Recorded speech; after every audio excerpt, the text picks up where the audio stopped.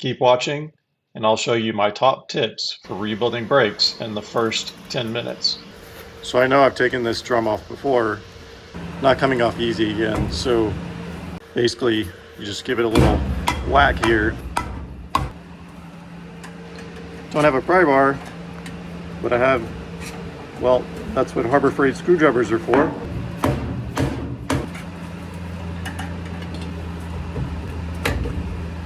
Very good. Okay.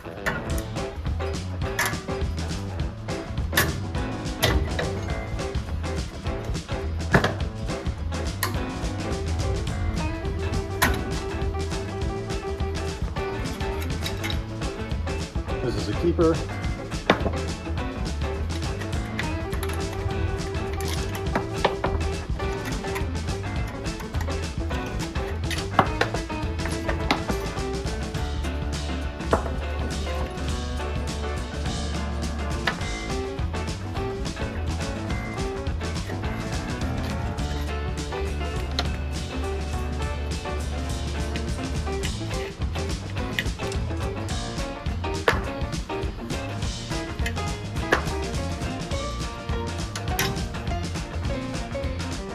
Also a keeper.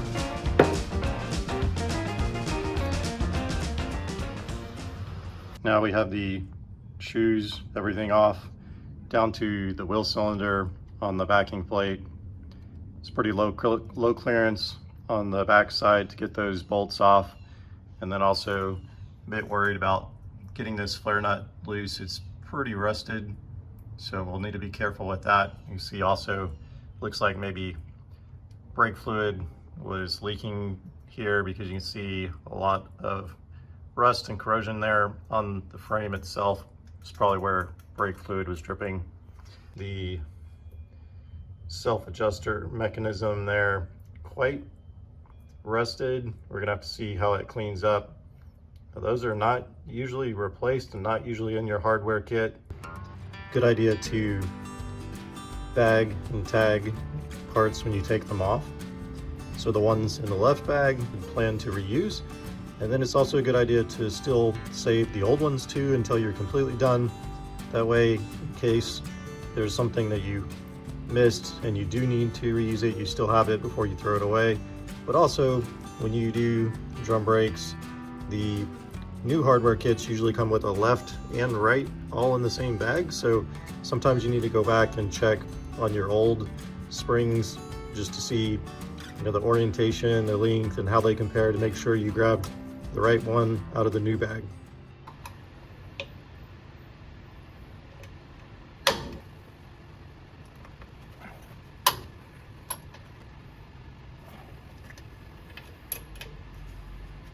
Broke loose one with the stubby, still super tight access.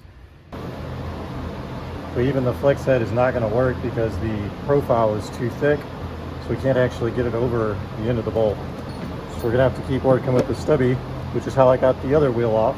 Just takes forever. Even that, not a lot of room.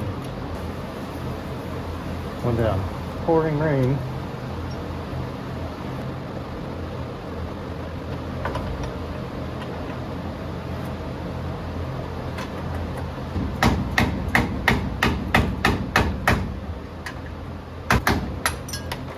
See if we can get this brake line disconnected. It'll make it easier to get this flex hose off on the bottom.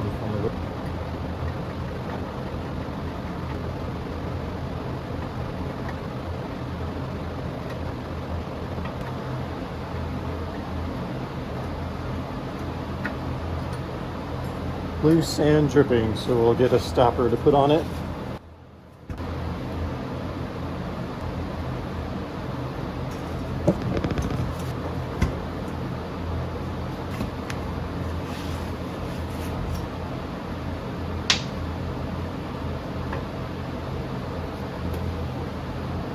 Brake line's disconnected.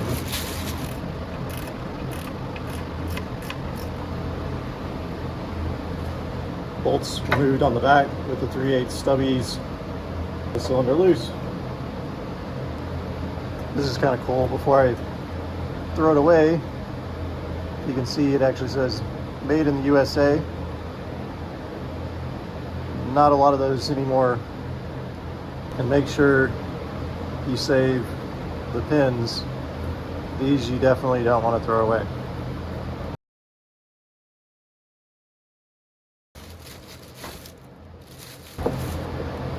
So now we just need to clean up. We'll be ready to start reassembling. Normally I would just wire wheel the parts that I need to reuse, but I had some Evapo-rust already in the garage. So we're running an experiment. We threw all this into a bowl here, submerged it in the Evapo-rust, mainly because that bracket was so rusted compared to usual. So we'll let it soak 24 hours, check in tomorrow. Let's see how it turns out. This is the outcome on the rusted parts that we soaked in Evapo-rust overnight. Actually really surprised on how much rust it removed. Looks like it did a pretty good job. Still probably need to scuff up and repaint maybe some of these brackets, because I think it also removed some of the old paint, but that's fine. So we'll work on that today. Hopefully you guys can see what I was talking about when I was saying that this was low clearance.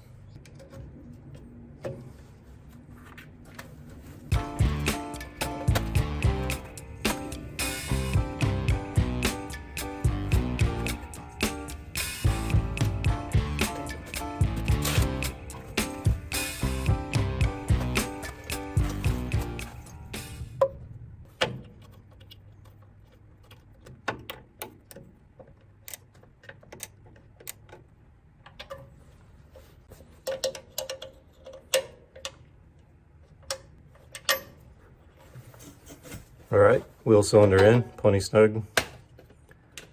We're gonna add some silicone brake lubricant on the push pins that go in the wheel cylinder, and also on the contact points where the shoes hit the backing plate.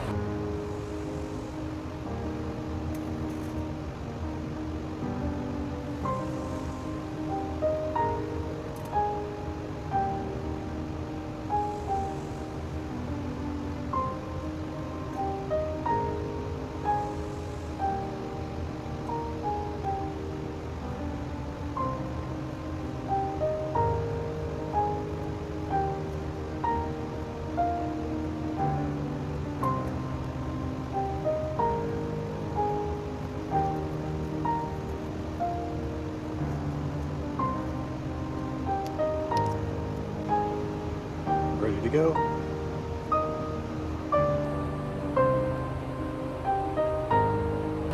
And remember with this stuff, less is more. We just want a thin coat. All right, so we're going to go ahead and put the pins through the rear of the backing plate.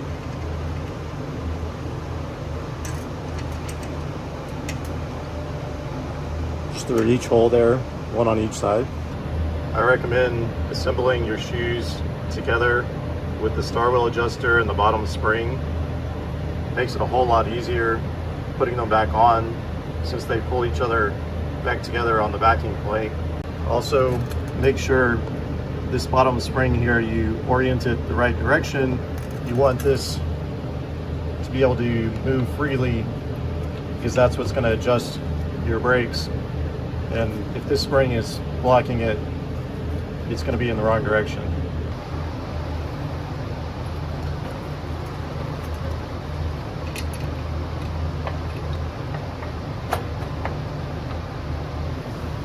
Also, something else, the larger shoe goes in the rear, smaller shoe actually goes in the front.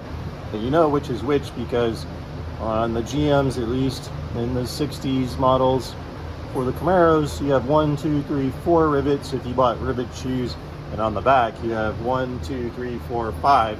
So you can count the rivets and know which one to put on which side. I recommend keeping this assembly as one piece. It's a real pain if you take it apart. You're gonna have to try to get this back together while it's off the car. It is extremely difficult. Even the GM service manual says it's not actually recommended to take this apart. So if yours is usable, in good condition, and surprisingly enough, this one cleaned up really good with the Evapo-rust, we're gonna leave it as is and put it back on the car. Camaro has been sitting since 1987. It was purchased by my family after it was in a front end collision, so it was a salvaged vehicle. A lot of work done in the late 80s and early 90s. So we have new fenders, new rear quarters that were all done. A lot of the engine components were machined at a local machine shop. One of my uncles did the reassembly of the engine, and there were some mechanical troubles whenever the engine was started up. So it was shut down, and then the project sat for, here we are, another 40 years. So we're digging in and seeing what we can get done. I don't have any real mechanical experience, so we're just seeing what I can do. And then you may also be wondering, why is he fixing drum brakes, right? So ultimately, I'd probably like to go to disc brakes, especially on the front of the car, but you saw the condition. It's not even running. The engine's not running. It needs a lot of paint, body work, rust repair. So the goal is, for now, see if we can get the original drum brakes working, and then later on, maybe we see about upgrading to disc brakes after the car gets further along and we're further into the project. Put a retainer clip back here, and then we'll put our adjuster actuator on the rear side.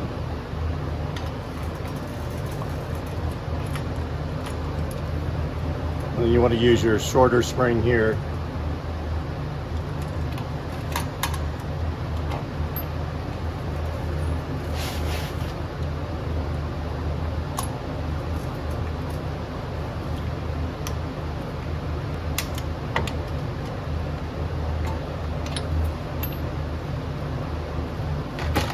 And then this little spring goes on the stubby arm that's on the actuator.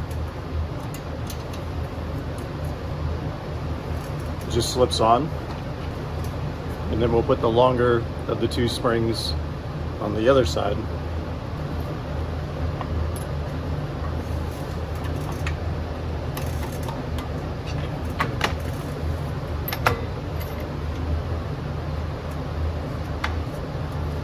So this just hooks in here on the actuator, and then it's going to attach up here at the top. Make sure you wear your safety glasses in case these fly off at you. Okay, now you have two springs left. We're going to use the long one first on the front side, and it just hooks here on the shoe. And then same thing, we're going to try to bring it up to the top.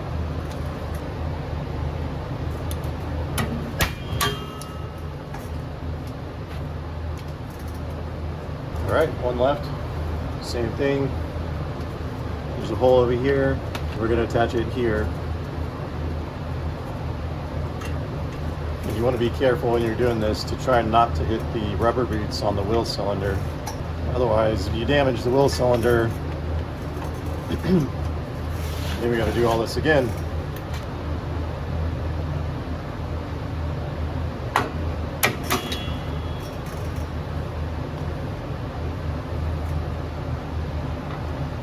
And that is not what we wanted. It stuck on the very edge.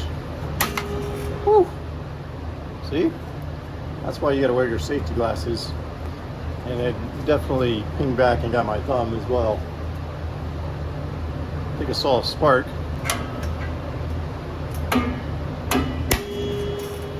Okay, that's what we wanted. And we're all back together, fully complete.